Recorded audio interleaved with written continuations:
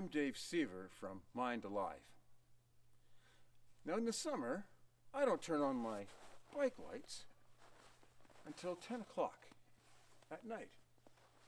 But in the winter, I have them turned on at 5, and it's just good for my safety. But this is not a lesson in bike safety. No. This is a discussion about what does all this darkness do to our brains? Yeah, that's what this is about. Well, what does this darkness do to our brains?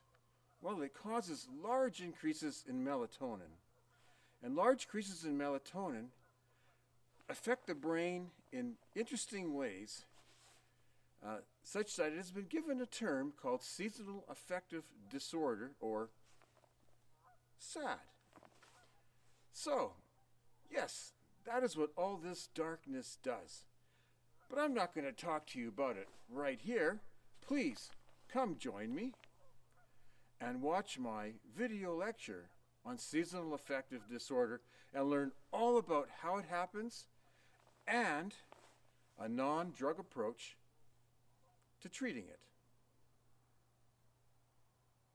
And remember to bike responsibly.